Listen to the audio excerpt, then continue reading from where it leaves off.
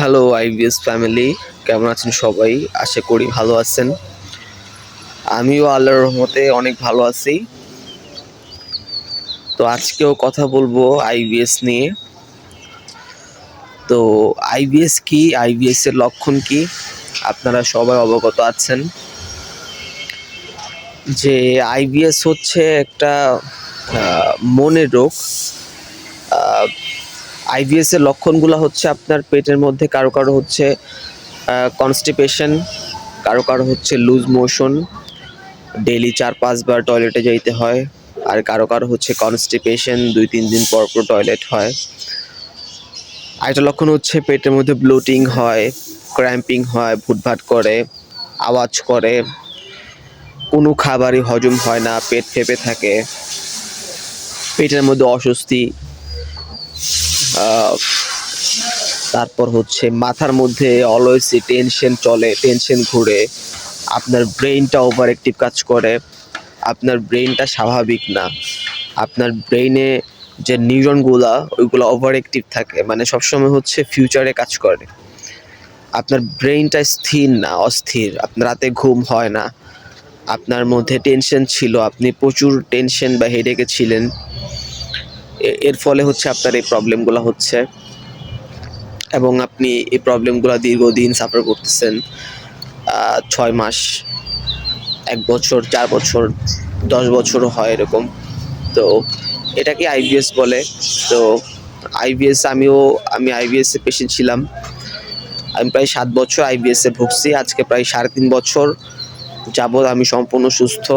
আমি সব কিছু খাই, দুধ, ডিম, শাক, সবজি, সব কিছুই খেতে পারি। আমার কোনো প্রবলেম হয় না এখন। আগে প্রবলেম করতো অনেক। তো এটা হচ্ছে মনের রোগ। আমাদের হচ্ছে ব্রেন 2টা।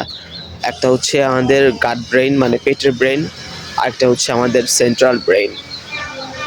তো এই গাট ব্রেইন এবং সেন্ট্রাল ব্রেইন, এই 2টার মধ্যে এক ধরনের কানেক্টিভিটি থাকে। আবারও বলি, আপনার যে পেটের ব্রেইনটা আছে, পেটের যে ব্রেইন, এটার সাথে আপনার মাইন্ড ব্রেইনের একটা কানেকশন থাকে। তো আইবিএস এর পেশেন্টদের হয় কি, এই গাট ব্রেইন এবং পেটের ব্রেইন, ব্লাড ব্রেইন, মানে ব্রেইন গাট ব্যারিয়ার যেটা, এই ব্রেইন গাট ব্যারিয়ারে হচ্ছে প্রবলেম হয়। হ্যাঁ, এটা পুরোটাই হচ্ছে মনস্তাত্ত্বিক একটা রোগ, একটা সাইকোলজিক্যাল ডিসঅর্ডার। তো যখনই হচ্ছে আপনার মাইন্ড ব্রেইনের মধ্যে কোনো টেনশন চলে, তখন হচ্ছে আমাদের যে মাইন্ড ব্রেইন থেকে যে নিউরনগুলা, হ্যাঁ, ওইগুলা অনেক বেশি সেন্সিটিভ হয়ে যায়, এবং ওই সেন্সেশনের ফলে হয় কি, আমাদের গাট ব্রেইনটা নষ্ট হয়ে যায় এবং আমাদের গাটে সেরোটোনিনটা উৎপাদন হয় না। তো এর ফলে হয় কি, আমাদের এই যে পেটের মধ্যে যত সমস্যা আছে, যেগুলো বললাম আমি, যে প্রবলেমগুলো আমি বললাম, এই সব সমস্যাগুলো হয়ে যায়। তো আমি নিজে আইবিএস এর পেশেন্ট ছিলাম ভাই। আমার ওয়েট লস হয়েছিল, আমার মাথার মধ্যে সবসময় টেনশন ছিল, রাতে আমার ঘুম হইতো না, আমি কিছু খাইতে পারতাম না, অনেক প্রবলেম ফেস করছি আমি। এবং আমি 2বার ইন্ডিয়াতেও গিয়ে চিকিৎসা করছি, এবং আমি গ্যাস্ট্রো ইন্টারোলজিস্টের কাছে প্রচুরবার গেছি, এবং সব নাড়ি ভুড়ির টেস্ট করাইছি, সব কিছু নর্মাল, থাইরয়েড টেস্টও নর্মাল, সব কিছু নর্মাল, এবং আইবিএস এর পেশেন্টদের সব কিছু নর্মাল থাকে। তো এই নর্মাল থাকার ফলে হয় কি, আমাদের কোনো কিছুই হয় না। তো ওষুধ যেমন ডমপেরিডন, ওমিডন, রিফাক্সিমিনের মধ্যে রিফাগাট, রিফাম্যাক্স, তারপর হচ্ছে রিফাক্সিন, তারপর হচ্ছে আপনার মেভিভেরিনের মধ্যে হচ্ছে মেভ, রোস্টিল, ডাইসাইক্লোমিনের মধ্যে হচ্ছে কলিকন, তারপর টিমুটর, তারপর এই ওষুধগুলো দিয়ে থাকে, গ্যাসের ওষুধ, ওমিপ্রাজল, যত প্রাজল আছে, ডেক্সলেন্সাপ্রাজল, ল্যান্সাপ্রাজল, যত প্রাজল হয় আর কি, তো ওইগুলা ডক্টররা দিয়ে থাকে। ওইগুলা খাইলে কোনো কাজ হয় না, ওইগুলা কোনো কাজ করে না। আইবিএস এর পেশেন্টদের মেইন প্রবলেম হচ্ছে ব্রেনে। তো আপনি ওগুলা খেলে আপনার স্বভাবতই কাজ হবে না, এটাই স্বাভাবিক। সো কাজ হয় না। তো আমি সুস্থ হওয়ার পর আমি অনেক পেশেন্ট, শত শত পেশেন্টের সাথে আমি কথা বলছি, এবং আমি নিজে অনেক পেশেন্টকে এখান থেকে ঠিক করছি, আমার ওসিলায় অনেক পেশেন্ট বের হইছে।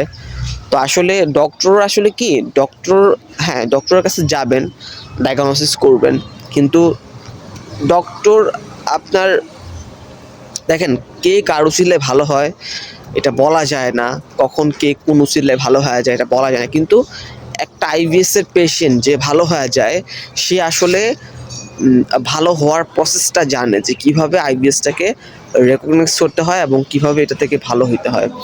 ডক্টরও আপনাকে ওইভাবে হেল্প করতে পারবে না, কারণ আপনি ডক্টরের কাছে গেছেন, ডক্টর দেখাচ্ছেন, কিন্তু আলটিমেটলি আপনার কাজ হচ্ছে না, কারণ ডক্টর আপনার ওইভাবে আপনাকে হেল্প করতে পারে না। কিন্তু একটা আইবিএস এর পেশেন্ট যে আইবিএস থেকে বের হয়েছে সে কিন্তু পুরা প্রসেসটা জানে। তো আমি আমার উসিলায় অনেক পেশেন্টকে বের করছি, মানে ভালো করছি, আল্লাহ ভালো করছে, মানে আমি একটা উসিলা ছিলাম, আমি একটা ছিলাম। তো এইভাবে মানুষজন ভালো হচ্ছে, সবার জন্য আমি দোয়া করি, সবাই যেন আইবিএস থেকে বের হয়। এবং যারা আইবিএস এর পেশেন্ট তারা আমার সাথে কন্ট্যাক্ট করতে পারেন, আমার নাম্বার ডিসক্রিপশন বক্সে দেওয়া থাকবে, তো আমাকে কন্ট্যাক্ট করেন। ইনশাল্লাহ আমি এখান থেকে আইবিএস এর পেশেন্টদেরকে বের করবো। আমার একটা গোল বা আমার একটা ভিশন হচ্ছে আমি আইবিএস এর পেশেন্টকে বের করব। আইবিএস এর আমি কোনো পেশেন্ট রাখবো না। যারা আমার ভিডিও দেখেন তো দেখেন, আর যারা নিউ সাবস্ক্রাইবার আমার নাম্বারে ফোন করবেন এবং আইবিএসটা কি ডিটেলসে জানবেন, এবং আমি হচ্ছে আপনাদেরকে এখান থেকে বের করতে পারবো, এটুকু কনফিডেন্স আমার আছে, কারণ আমি নিজে পেশেন্ট ছিলাম, আমি বের হয়েছি। সো কী প্রসেসে বের হওয়া লাগবে ওই প্রসেসটা আমি জানি। তো এক একটা পেশেন্টদের এক এক রকম সিমটমস এবং এক এক রকম হচ্ছে কমপ্লিকেশন। তো কমপ্লিকেশন জেনে যদি আমি আপনাদেরকে ওইভাবে মেডিসিন প্রোভাইড করি আপনারা অবশ্যই ভালো হবেন। তো সবার জন্য শুভ কামনা, এবং যারা আইবিএস এর পেশেন্ট কন্ট্যাক্ট করবেন, ভালো থাকবেন, সুস্থ থাকবেন, আমার জন্য দোয়া করবেন।